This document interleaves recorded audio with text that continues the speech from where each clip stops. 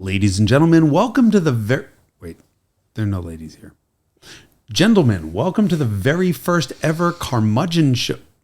No, that's also not right. Third time's a charm? But how many episodes have we done of the show? In the past? Yeah. This is the start of 48. Okay, so this is episode 48 of the Carmudgeon show, but the first episode of the Carmudgeon show that's on the Hagerty channel. Yes, it's a new episode of an old, No. It's still happening. It's still happening. It's a continuation. About, It's a continuation about old people complaining about new cars. Speak for yourself. And old cars. Yeah, complaining about everything. Yes. I mean, if we make it through this episode where you don't complain about a Prius in the left lane in your way and have a I can feel my blood pressure rising. It's a good thing that we have the splatter shield. What did you call it? The popper stopper. Popper stopper. The splatter shield. Yes. Anyway, welcome to episode 1 of the Carmudgeon show on the Hagerty YouTube / podcast. I'm not good at this. Let's maybe talk about cars. Anyway, I am Jason Cammisa, and this is Hyphen. Yes. Derek still. Tam hyphen Still Scott. as ever. Still as ever. You have news. We're here. Yes. This is our first episode in person since summer of 63, maybe? That song was the summer of 69, wasn't it? It was the summer of 69. And I'm not singing it. But no, I think the last time we did an episode in person was Pebble Beach last year. Oh, that's true. Yes. Yeah. But this is the first time we're in this studio. Yes, we have a studio. We are in the studio. This is what happens when Hagerty upgrades our lives. And this is where our insurance premium money goes. It paid for that TV and the vase that I put there to cleverly disguise the power cord that we couldn't put behind the wall. Don't worry, the flowers are fake. Shit, they are? Yeah, you can eat one and it'll be fine. I'm not doing that. Yeah, so basically this is a show where we continue to bitch about everything. Old cars and new cars alike. Okay, start pitching. I believe you have an old old car. No, yeah.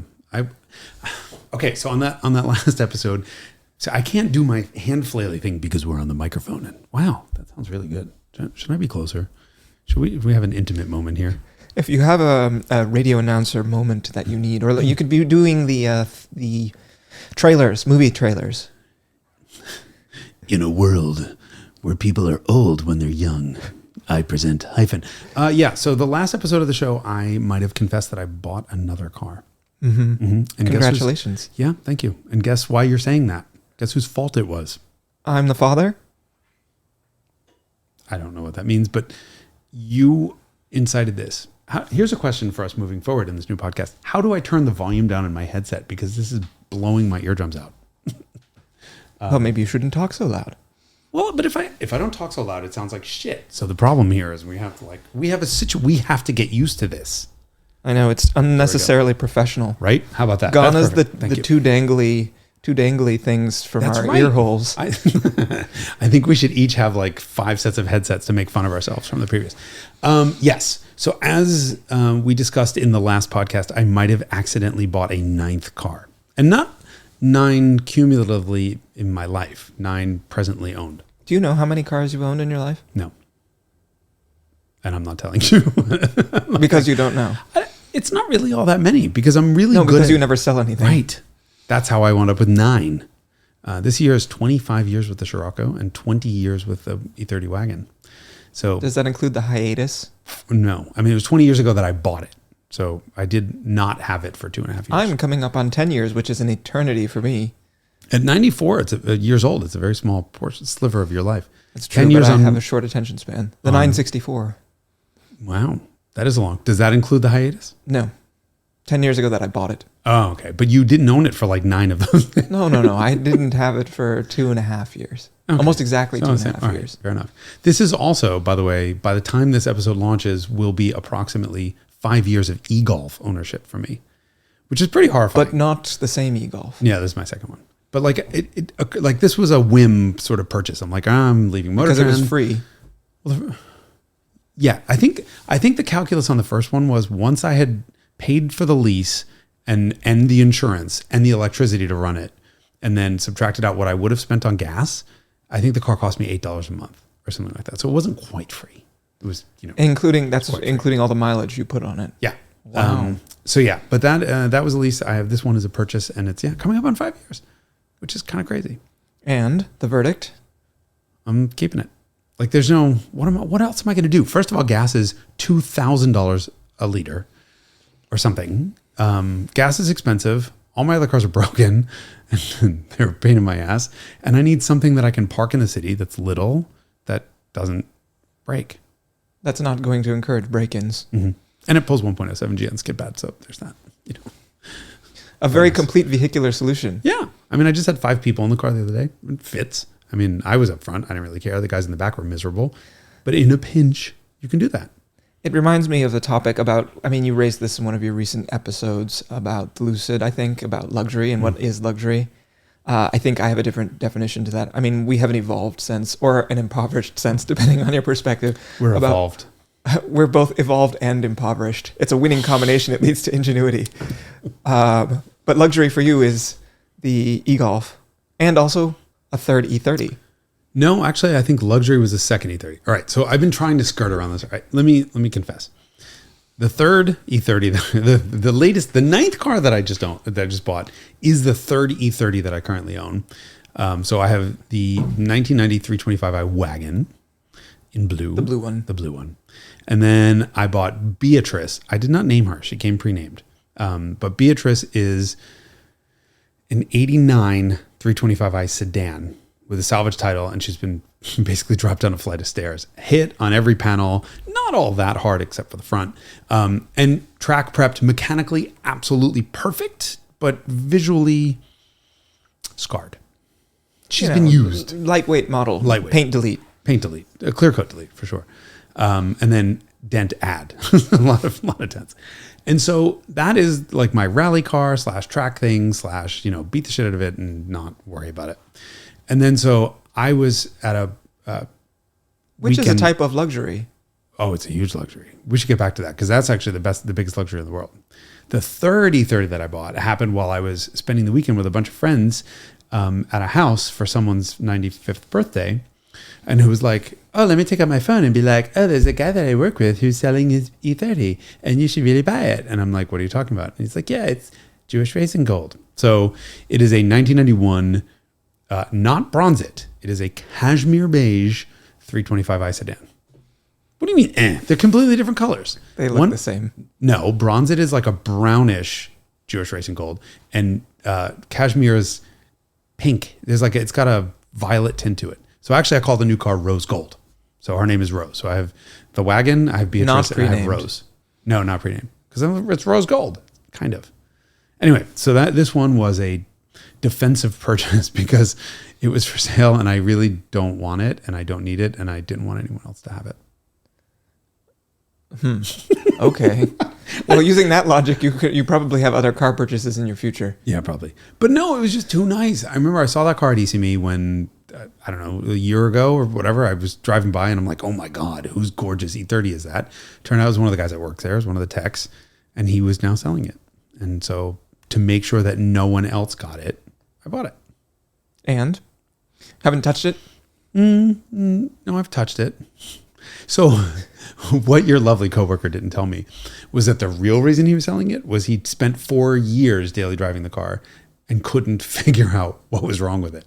And then turns out, as when I looked through the records, that the previous owner had spent 2 or 3 or 4 years also trying to figure out what was wrong with it and couldn't. And so basically what I've signed myself up for is a project. It's a puzzle, if you will. You love those. I do. I really do. Honestly. I mean, that was part of the reason I bought the car. It's like, okay, like I want it. I don't want anyone else to have it. It doesn't run right. And it hasn't run right for like 4 or 8 or 10 years or something. But it's fine, except it idles like shit and it's slow, like dumb slow.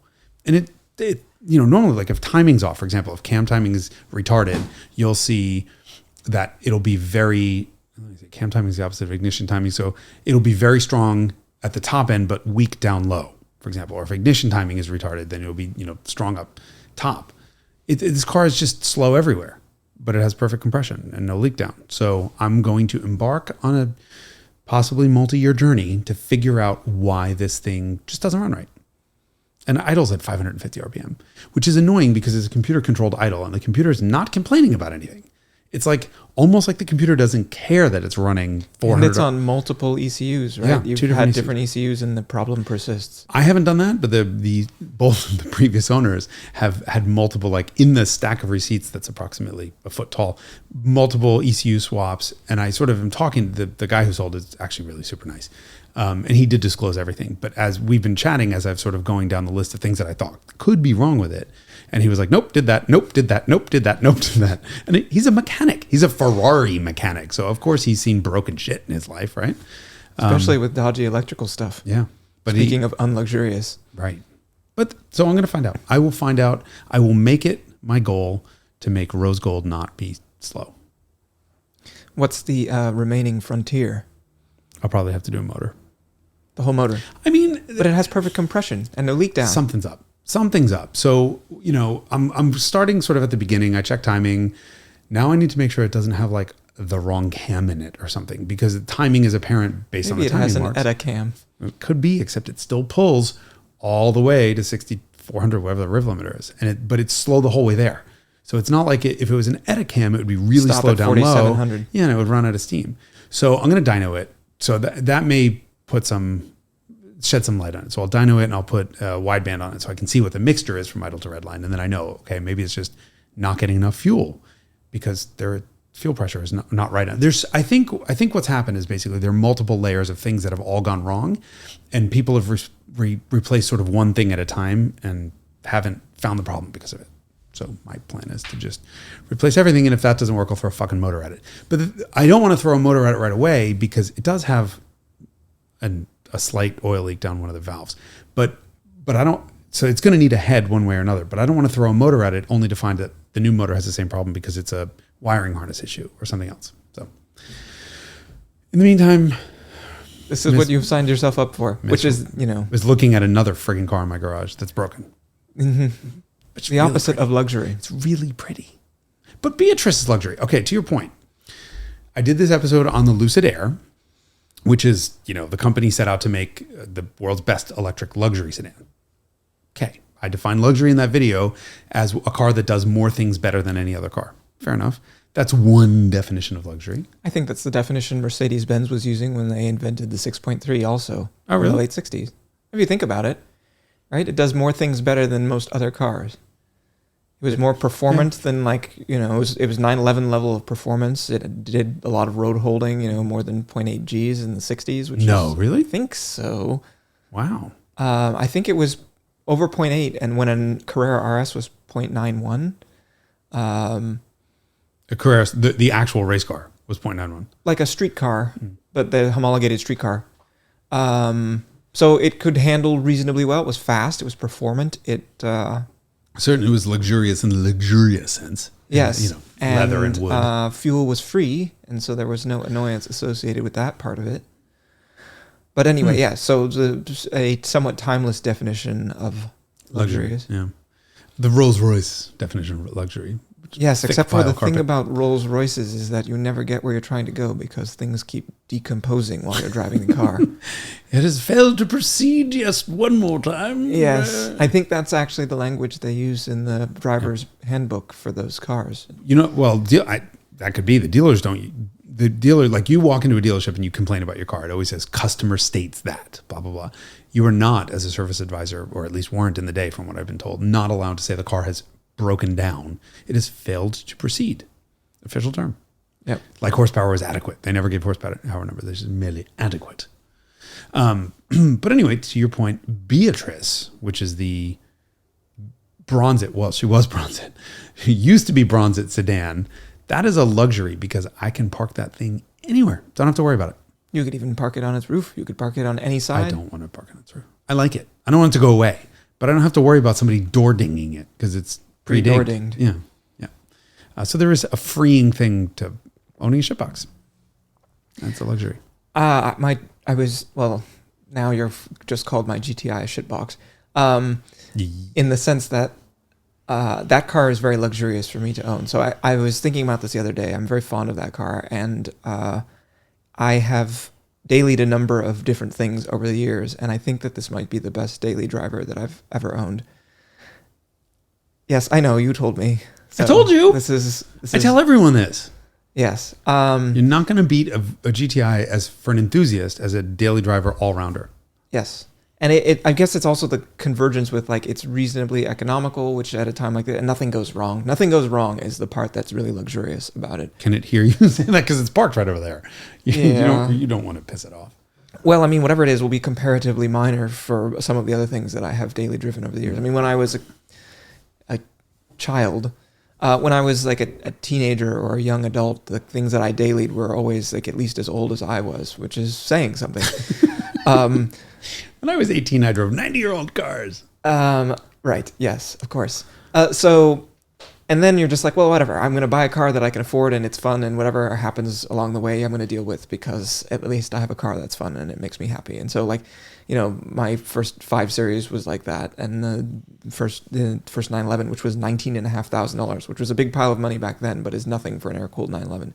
But I would just put up with whatever came with it, because you're young and you're like, whatever, I'm driving a car that's fun. And now as I get older, I'm like, I don't want that bullshit anymore. Really? I mean, I feel like not for daily transport. Oh, fair enough. Because I was going to say, I feel like you deal with so much shit with your old cars that how could you care about anything going wrong? But this is why I have an e-Golf. I just want one car that starts. Yep. I hit the button and then I don't even have to warm it up. I just lay tire out of the driveway. But no bullshit. Apple CarPlay, good headlights. Yeah. Heated seats. It's very luxurious. And then the worst thing is if you try to get any kind of daily use out of something that was previously expensive but no longer is. And so I went through this phase. I think a lot of enthusiasts can relate with this, where it's like, oh yes, I'm going to buy a E38 740i. That's valley a recipe pan for bankruptcy. gaskets and electric water pump. Like, I didn't even know there was such a thing as an electric water pump until I bought an E38 740i and tried to daily drive that. And then an L322 Range Rover. It's $13,000. What could possibly go wrong? With 40,000 miles. Seems like a great idea.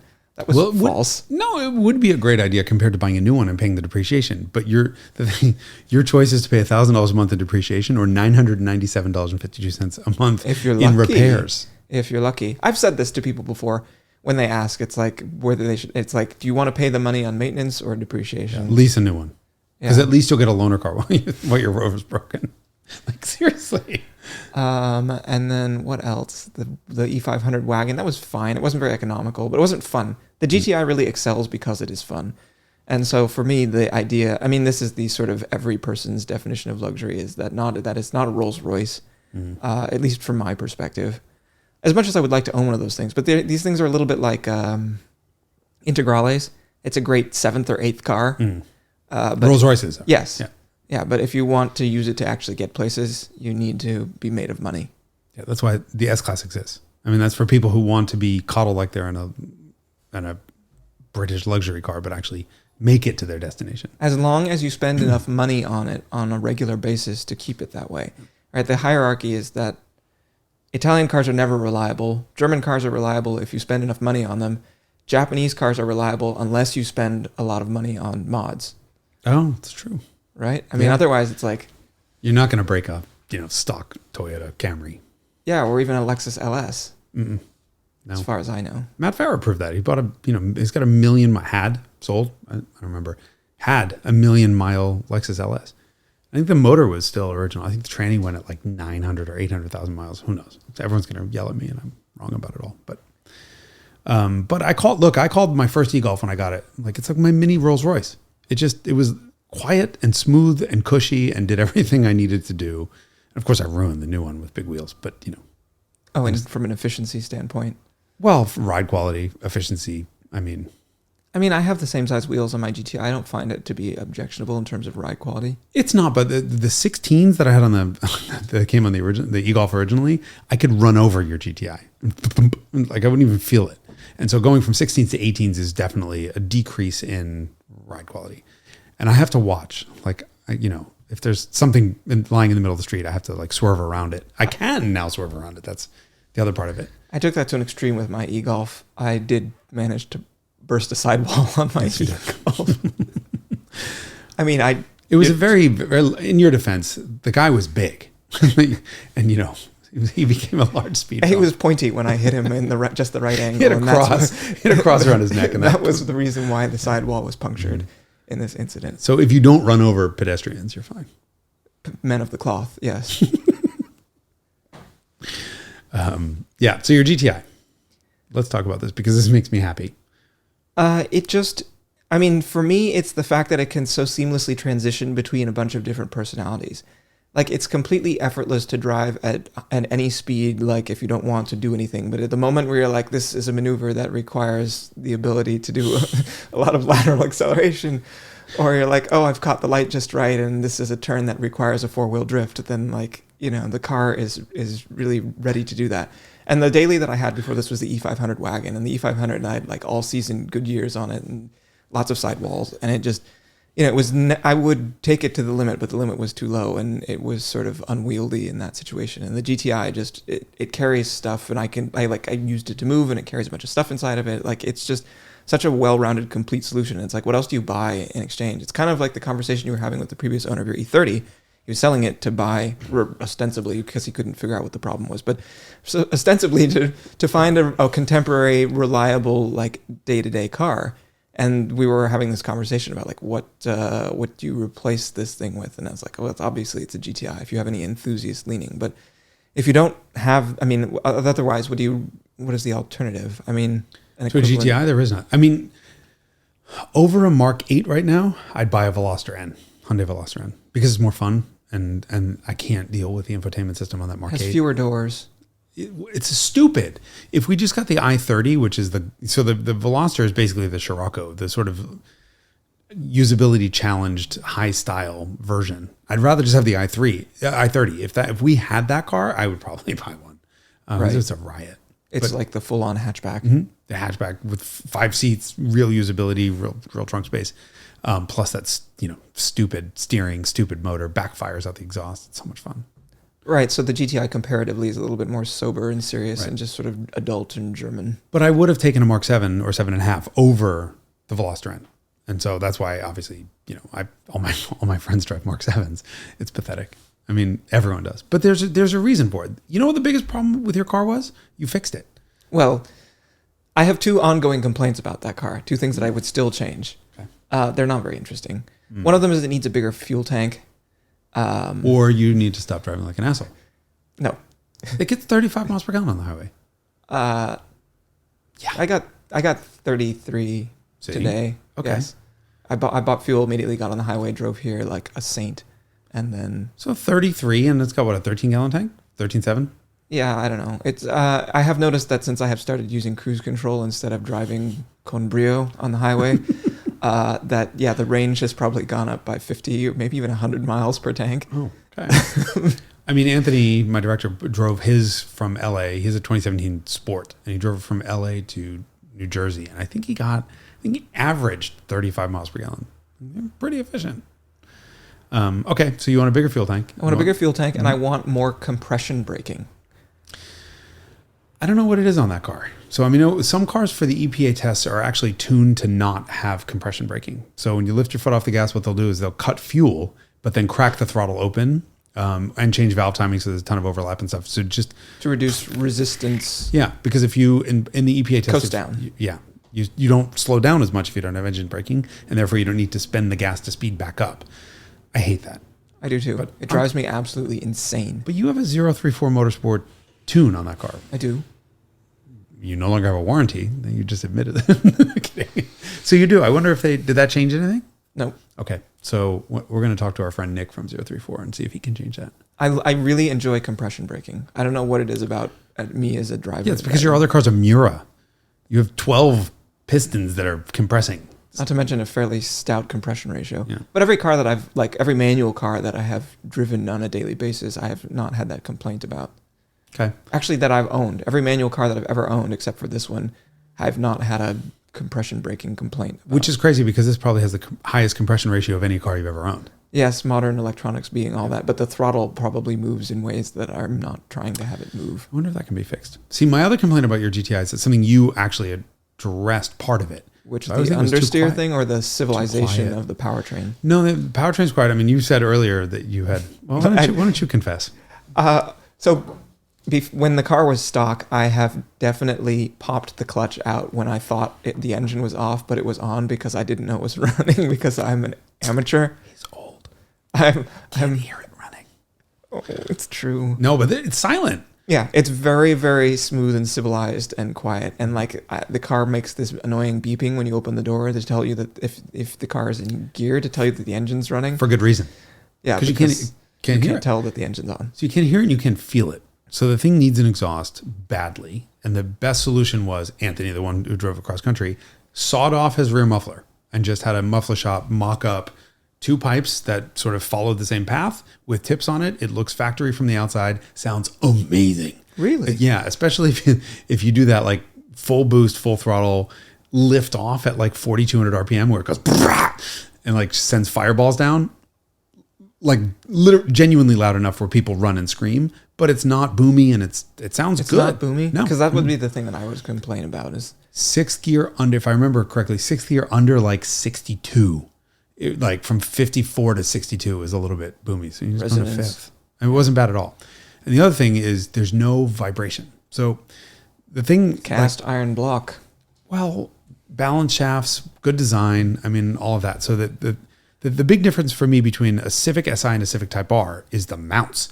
Civic Type Si, you get it and you start it and it's just... and it just goes away. And the Type R buzzes. The whole car buzzes. You feel the engine in the steering wheel. You feel it in the shifter. You feel it in your ass. You feel it kind of everywhere. And you fix that in your car. That was also the 034? Yes. So yeah, you get in your car now. It's a dog bone insert. It's like 12 cents, right? It was like $40 or something like that. Yeah, totally. I cannot believe the difference that makes because now all of a sudden, even though your car's still quiet, you can't hear it. You can feel it. So you feel the revs. It's like an exhaust system just for yourself and no one else. Well, it's like I was just in an S-Class Mercedes, speaking of luxury, and it has ass vibrators for the stereo. So it's they call it 4D sound, and you can turn it up and down and whatever. And it's just a vibrator. It's basically a subwoofer that's in the seat. Oh my God, the difference it makes. So you're not abusing your ear with like a big bass hit, but every time there's a bass hit, you feel it. Awesome. And that's the same thing. This is like the list of things that Mercedes adds to cars where you're just like, what? No, this is one of them that I thought, what? Well, Until I no, was in the car. every so often they get things right. If you go back to the 70s and 80s and stuff, Mercedes keeps adding weird stuff to S-Classes. And you're like, at the time, they're like, this is weird or hokey or whatever, like the smells in the cars, like in modern times. And then a lot of the stuff ends up being very mainstream. And so, it was probably heated seats were thought of as being gimmicky when they appeared in the S-Class in the 70s. After they appeared in the Saab 99. Is that the first car? I think so, yeah. That also feels like something that the Americans would have invented in the 1950s, but it probably would have caused like a fire. Third degree burns. Third degree burns, grill marks. Well, we say this all the time. The American, like we as a country, dream up all this amazing stuff. It doesn't work, and so we say forget it. The Germans figure out how to make it work. They make it work, but it's unreliable and expensive and complicated. And then the Japanese are like, oh, well, we could just eliminate 99% of those parts, and it's perfectly reliable and cheap. Yeah. And so So like heated seats and like airbags and I don't know what else did. Airbag was like 77 or something for S-Class, wasn't it? Super early. I don't know. I've definitely seen them in early 126s. I don't know if I've ever seen them in 116s. Really? They were available in 116, so was ABS. ABS in 116s, yeah. So there's all this stuff where they use the S-Class to pioneer new technology. And at the time you're like, oh, is this gimmicky or is this actually cool? And, there's always going to be old people in the room who are like, that's dumb. Like in my day, we died like men, no airbags, whatever. Bludgeoned by a steering column. Exactly.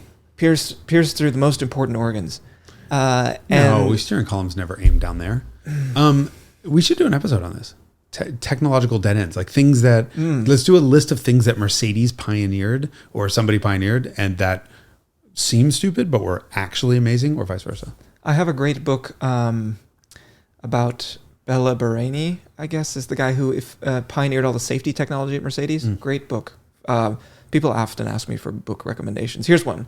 I don't know who it's by, though, or what it's called. So not the most useful. Thank you for that. Yeah, super amazing valuable. Recommendation. But while we're on books, I have to apologize again. I still haven't read another page of the PH book. Well, this episode's going live the same day that the last episode does, so I should hope you haven't read any of it since. So we're not supposed to tell them these episodes were like a week apart because I was here until midnight hanging that fucking television. Is that why it's crooked? No, I paid a guy to do that. It would have fallen to its death if I had you done it. Yeah. I did, however, come up with the flowers and the disgusting helmet to block the. It's beautiful. Spectacular decor. I love what you've done with the place. Thank you. Technology. Oh, Dead End Technologies. That'd be cool. The Autotronic Eye, which is a thing that used to sit on the dashboard of Cadillacs in the 1950s, and I think dimmed your high beams. Twilight Sentinel, which was in the 80s, yes, 70s too. 70s. Right. We're not going to do this. There's a whole episode on this. We're talking about luxury today. Last one, V864. But a lot of these things have come around again. Mm-hmm. Now that they could V8 diesels from GM.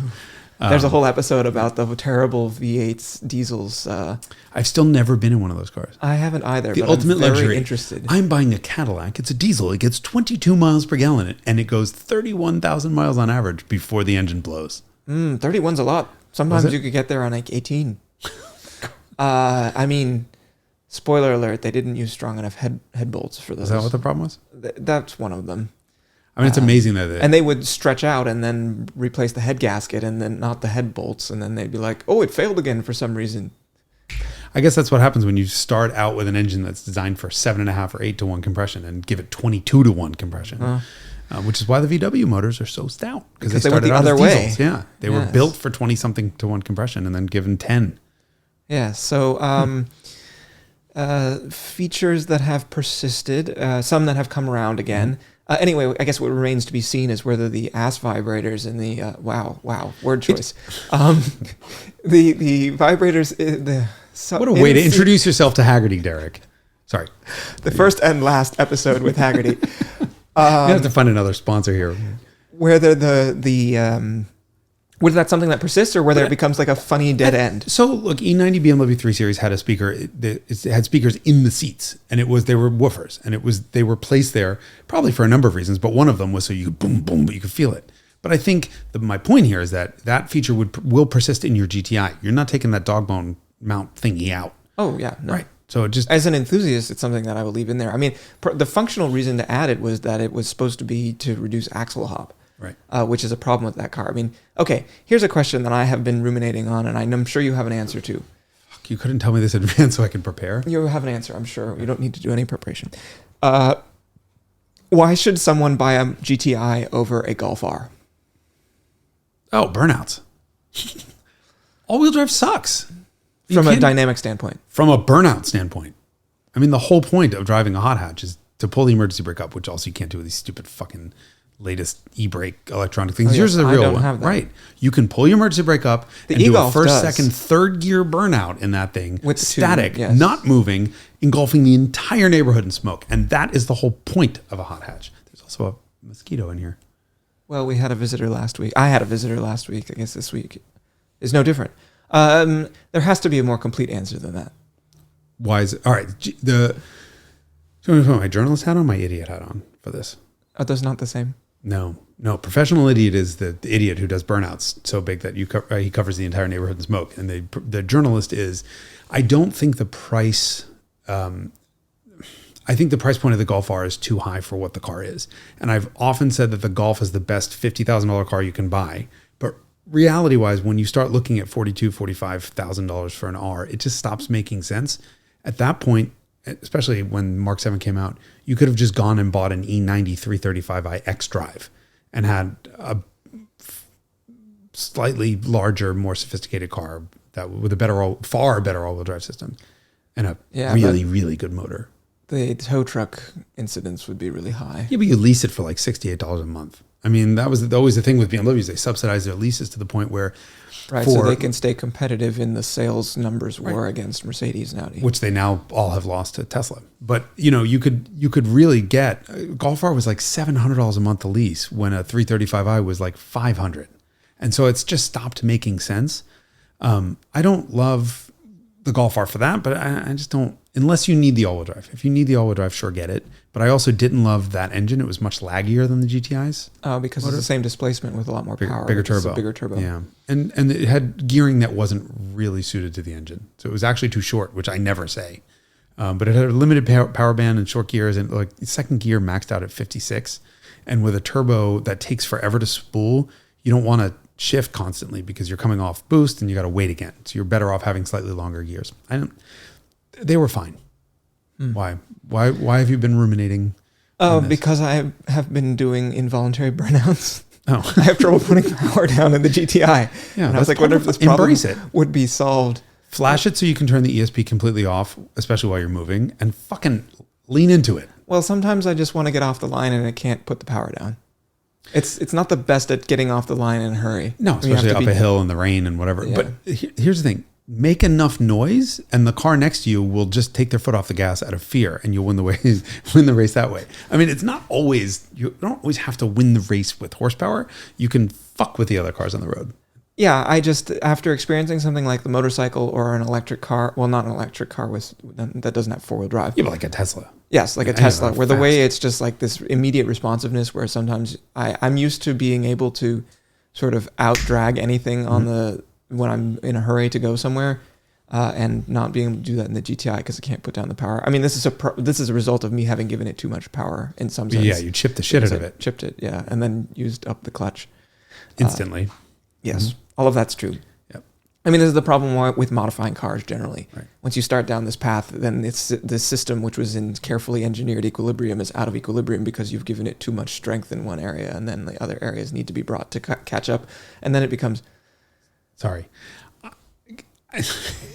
A system that was once in equilibrium has been brought out of equilibrium. Delicate equilibrium. I meant to say delicate, even if I didn't.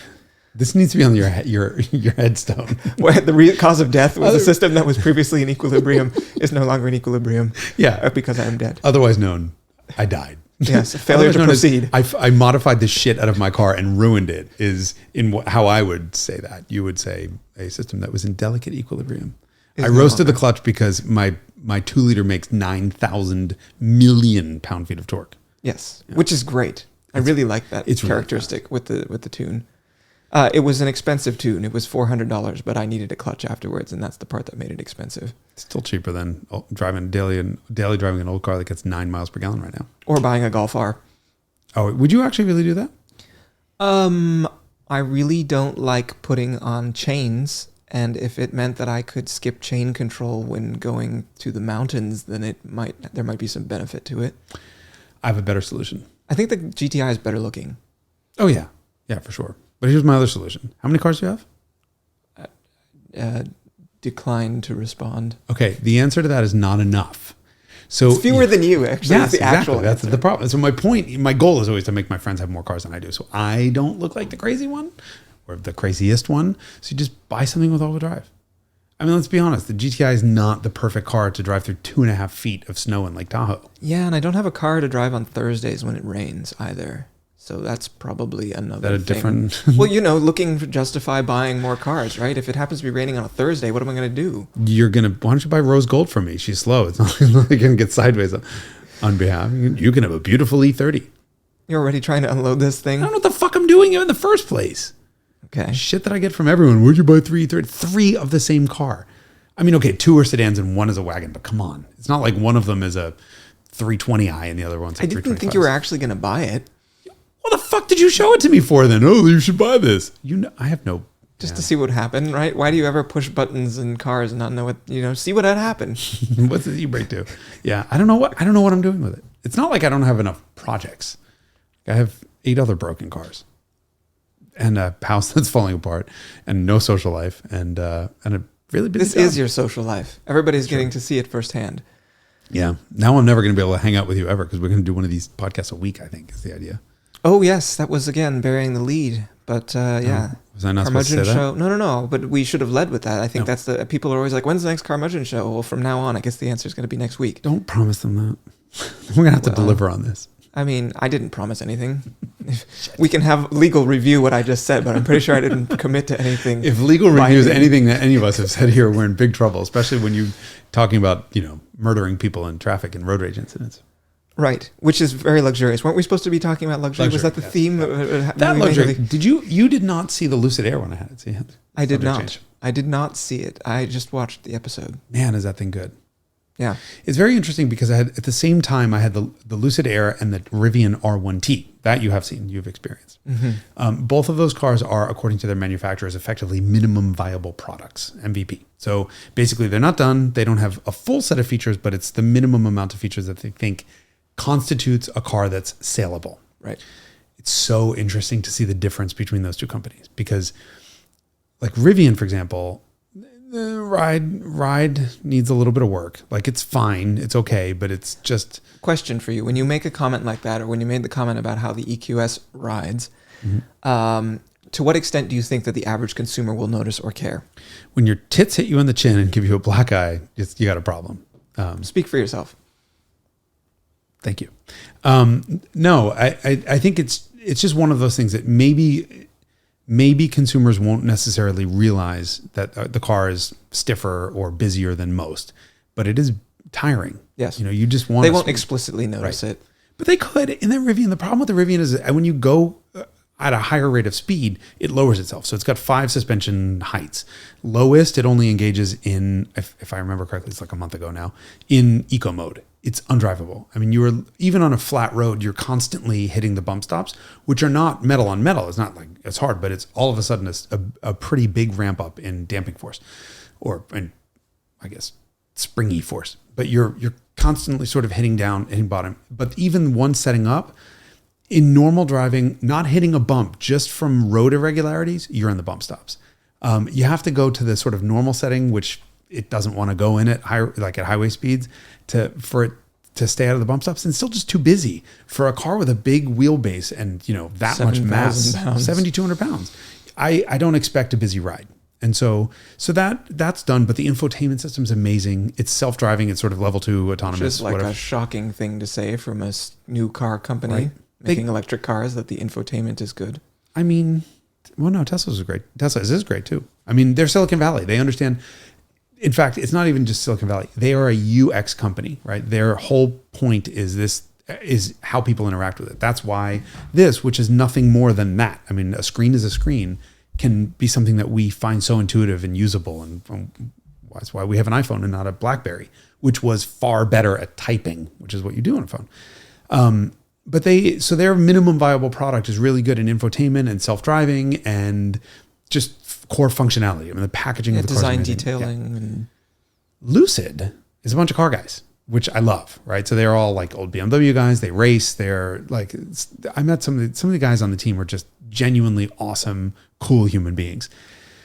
The car is dynamically perfect, as close to perfect as perfect. It's perfect. I don't have a single bitch about what it is. Okay, could it have hydraulic power steering? Yes, and there would be better, but it's still like you're not going to put in an electric car. Exactly, it's just an absurd notion. Right. So we're going talking to install a small internal combustion engine to turn the power steering pump. Yeah. I mean, it could drive a hydro pump, but whatever. It is dynamically, it's as comfortable as an E-Class in ride, but then it turns into a Porsche Taycan in the corners. It's genuinely really good. So the car and by the way, they're still working on it. So while we were there filming, they flashed it with an upload with a better stability control calibration, better ABS calibration that like allowed more turn in and like trail braking, and then like a stability off mode that would allow drifts. The car doesn't have like lane keeping yet. So like the infotainment system, like I give the video, I give the car an unbelievably good review because software can change over time. This is like the dilemma of the modern journalist, right? I have to report on what I see that I know isn't going to change. And that's packaging and the hardware and the engineering of it. But software, by the time the video comes out, they can have 12 different software updates addressing the problems. So what I did in the case of this car was I went and had a 3-hour download with the engineers and gave a 3-page list of all the things that I thought were problems. Every one of them they were aware of and working on. So, okay. So the UX is like horrendous. Like it's very, very difficult to figure out where things are. And is it worse than a Mark 8? No, God, no. I mean, I couldn't have done a review of that car and not mention it. No, it's better than that. Okay. But it's just. So horrendous, but not horrendous. Yeah. Horrendous, but not horrendous. But the thing is, they concentrated on the dynamics of the car because they're car guys, and the UX is like, man, it's good enough. Whereas Rivian was like, hey, we're going to make sure the car can drive itself, and it's got core functionality that real world users really care about. So to your point, I'm not really sure that most Lucid owners are going to understand that this thing with stability control off, doing 1100 horsepower drifts is as good as a 911 turbo. But it's there. Right. For the people like us, we care about such things. I did. It's fun. That was good. I never in my life thought I'd do 1100 horsepower donuts. No. Really cool. I mean, have you ever driven it? What's the most amount of horsepower of any car you've ever driven? And you've driven a lot of really fast shit. The Veyron Super Sport. Oh, fuck. Yeah. Well, that's not a sedan. It's completely different. True. It's only 1,200. I don't think I've driven sedan with. You didn't drive a Chiron? No, I've never driven a Chiron. Somebody send us a Chiron, please. Yes. I haven't driven one either. FedEx, please. Most powerful sedan, probably an E63. Yeah, that's a lot. It's a lot of power. Half. Yeah, I was going to say double it, and your Lucid Air. The thing is really fucking fast. Oh, maybe some kind of Tesla or something. How much does a P85D have? 600. Okay. I don't know. It's not enough. It's not 1,020, which is the Plaid. So I've forgotten about everything else. Right. Yeah. No, it's a crazy world where, I mean, that, I think the show will be out. Yeah, the show will be out there. We did we have a new show coming out with Hagerty, which is Cammisa's Ultimate Drag Replay, I think was the final name we came up on. And we do Rivian R1T versus Ram TRX. Now, Ram is basically the Dodge Ram with a Hellcat motor in it. So 702 horsepower on that application. It does 0 to 60 in 3.7. So we actually test all the cars for that show. So I tested it 3.7 seconds 0 to 60, which is genuinely stupidly fast. Not only is it make it the quickest accelerating pickup truck in the history of the world. I mean, what else is 3.7, right? So we're talking like original GTR, like R35 GTR was around the same speed. So we raced those two versus a Raptor. And the Raptor kind of gets shit on in the video because it loses a whole bunch of drag races, but it's my favorite truck. I mean, it's really, really good. But the difference between the Rivian and that TRX, i.e. the previous fastest pickup truck of all time, it was like the poor TRX would have been the same outcome if it didn't even start. Like it was just sitting broken down. And then the Raptor is like a whole nother county behind it. These cars are just so fast. And that's only 835 horsepower, the pickup truck. The Rivian. That's the minimum viable product. So there's going to be a maximum viable product, Rivian, potentially coming down the pike. I think all of the people very angry about Rivian's price hike would say there's going to be a maximum viable price. They're going to be approaching that as quickly as they possibly can. But it's very good. I mean, so the luxurious part of the Rivian is that it's very instinctive to use. And it does everything. I mean, to that definition of luxury, like it has. So when we were going down to film that episode, I had a Mercedes GLE 63 AMG coupe, which is not a coupe. It's a stupid X4 style body. Thing is unbelievable. The crazy screaming V8 and just handles well. Great steering. Very, very nice car. And it was packed to the point where if you open any of the doors in the back, like you would have been hit with a crap-a-lanche. Like shit was packed in and the door slammed really close. Like actually the stuff that was on the passenger side, I had to roll the window down, shut the door, and then pack more shit in it as I closed the window. It was that packed. On the way home, everything that fit in that GLE packed to that point fit in the Rivian without having to use the Rivian's bed. Just in the frunk and in the backseat and under the backseat and in the gear tunnel. And the thing's not that much longer than a GLE. Like, packaging is just unbelievable. Right, and quite a bit more performant and very contemporary and well detailed and thoughtfully executed in terms of UX. I mean, does everything, yeah. It just kind of does everything. There's one. I can't wait for the R1S, which is the SUV version. Right, it's shorter. And it's shorter. It's a foot shorter with a 10-inch longer shorter wheelbase. No, 17 inches shorter with a 12-inch shorter wheelbase. Like it's genuinely a lot shorter. Which makes it more usable in like cities and more average consumers and less people who are like, that's a truck. I can't have a truck. Yep. It's too big for me. Yeah. I can't wait for that. That'll be a game changer. And I can't believe I'm excited about a truck. Think about what you would have, because you drove that R1T and you liked it. I did. Yeah. Right? Then you don't like anything. Now imagine telling your 70-year-old self, so 25 years ago, that you were interested and looking forward to driving an electric SUV. Yeah. With all that entails. Right. You would have just been like, what? 10 years ago, you were like, no way. Fuck that. I don't care. I'll do burnouts in my, what were you driving 10 years ago?